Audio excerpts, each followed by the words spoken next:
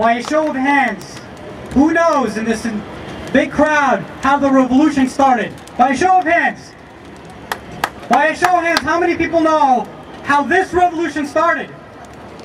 We think because we are adults that we know better than the children. But in this revolution, the children knew better. The children of Syria knew better. Say, free Syria! Free Syria! Free Syria! Free Syria! I'm going to tell you how it started. While the Arab Spring has started in many countries, in Tunis, in Egypt, and other nations, one of the school children in Syria put a scribble on a graffiti on a building. And it said something very simple. 3 words that started this whole revolution. 3 words that no adult could have written. Children, yes, school children. And they said, "Doctor, it is your turn. Doctor, it is your turn." The president, who's a dictator, is a doctor. And they were referring to him.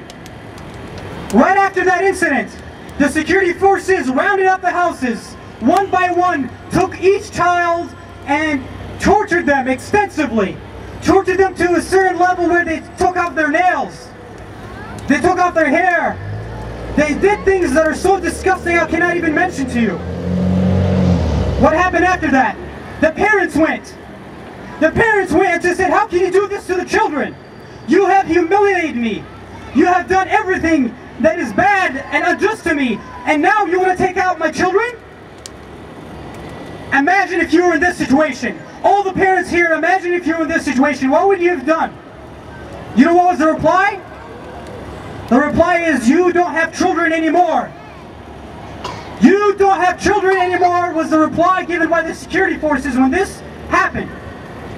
And guess what happened after that? The Syrian people revolted and said, "All of them are our children. All of the people that have been tortured because of this, the 3 words, are our children." Say, "Free Syria! Free Syria! Free Syria! Free Syria! When do we want it? Now! When do we want it? Now! Ladies and gentlemen, let me introduce the sponsors. This took a lot of effort, took a lot of time, but this is the least that we could do. We talked to people in Syria on the ground. For the people that think this is a waste of time, hear this. Please send this. You're an advocate. Well, after this event, send this to others. The people in Syria are telling us on the ground, their morale is boosted when they see events like this. Their morale is boosted when they see events like this. And you have no idea what school children would have, and how many people are waiting to see this video. And the first protests were even started by children. The first protest started in schools. Imagine, school children boycotted schools and said, "We will not go to class. We will not go to class until this regime is gone. We will not go to class until we gain our human dignity." MAS is a sponsor, Muslim American Society. Karma Arfani, can you please come forward? We're going to spend a couple minutes just to briefly talk about the sponsors, and then we're going to start.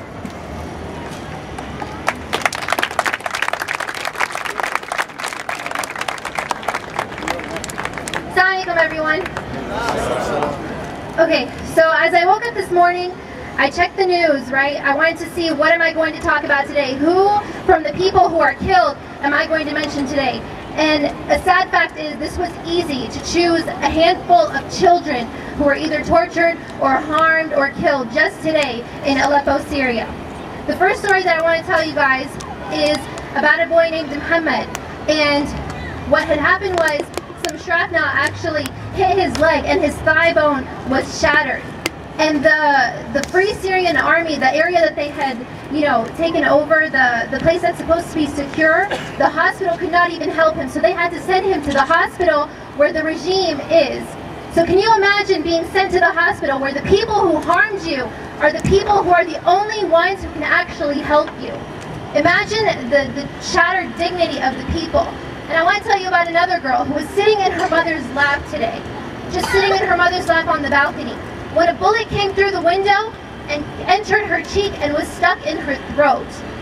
and the hospital could not even help her. She ended up dying because there is not enough medical aid that can actually help this girl.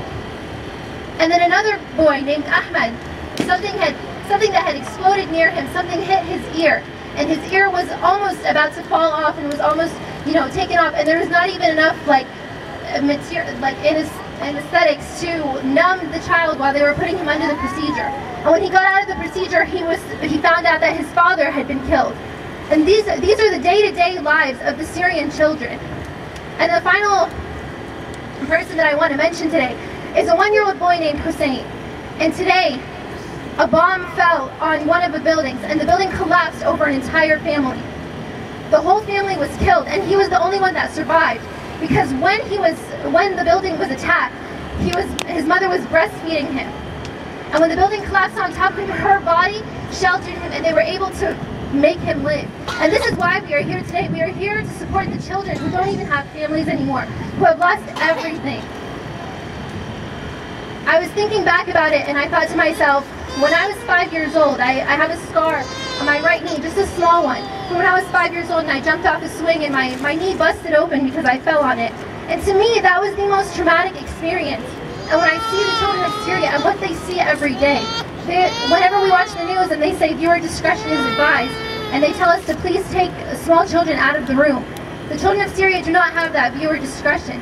When that happens, when somebody gets shot before their eyes, they bleed to death in front of them. When somebody loses a limb, it happens in front of their eyes. Can you imagine the trauma?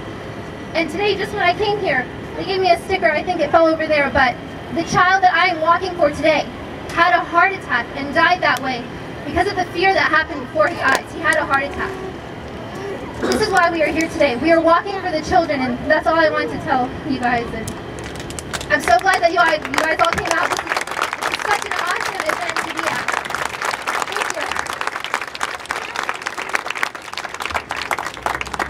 That was Muslim American Society.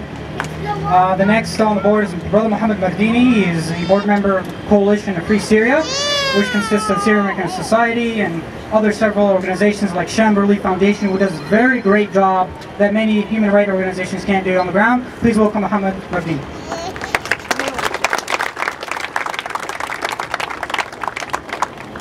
Assalamu alaikum all.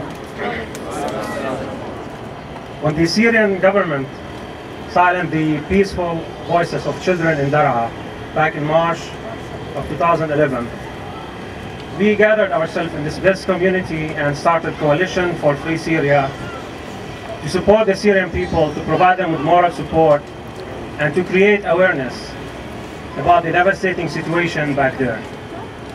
But that was not enough. So we started Sham Relief Foundation to provide people with desperate needs with humanitarian relief and basic support to survive day-to-day needs. And we launched many relief campaigns for that goal. Last one was in Ramadan, where we served over 1,000 food baskets for families inside Syria, in Damascus and in Homs and in many other places. Each food basket can feed a family of 6 for a whole month.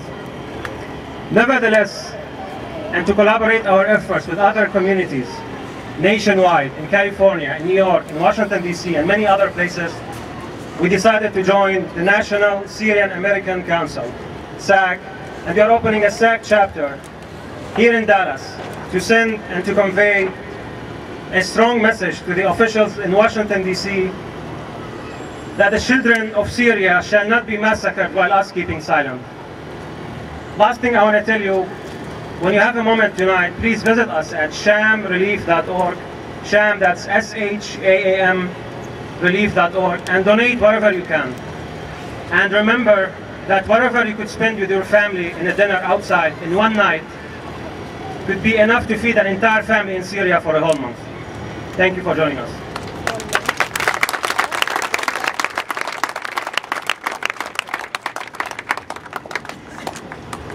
All right, the next on the board is Sister Amin Arab. She's a very active board member of Council on American Islamic Relations, an organization that I'm part with. Please introduce, welcome her.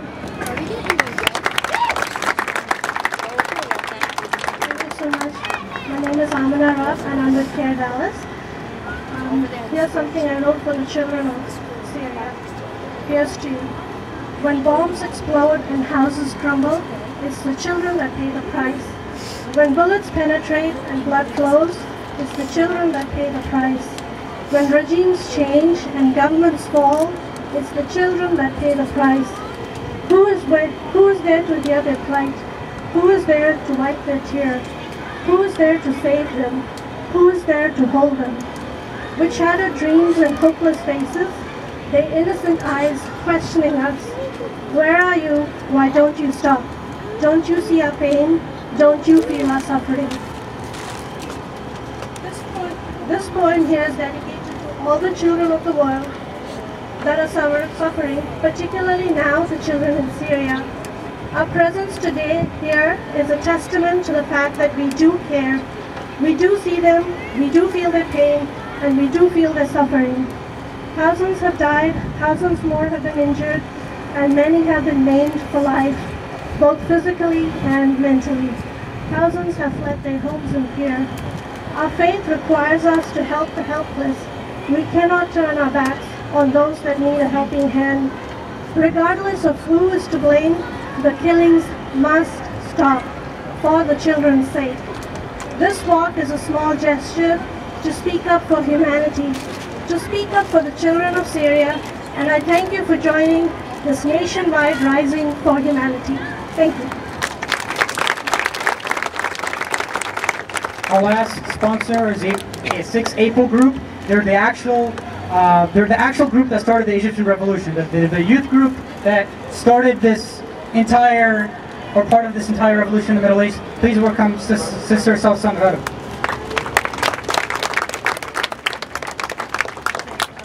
Thank you guys. I'm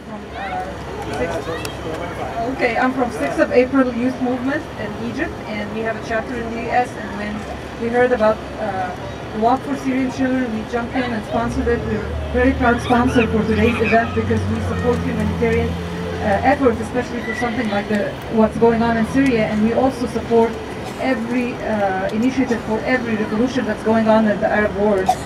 We started the revolution in Egypt, and we're continuing through the whole Arab world. So, I'm very proud to be here, and because the American chapter sponsored the walk, we had 9 cities in Egypt sponsor also the walk in Egypt. So we are in every city today. Thank you.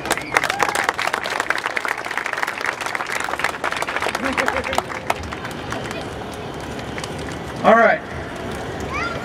So now we are going to begin the moment that you all have been waiting for, the moment that everyone here has been waiting for. And I myself, I'm very proud of the turnout tonight.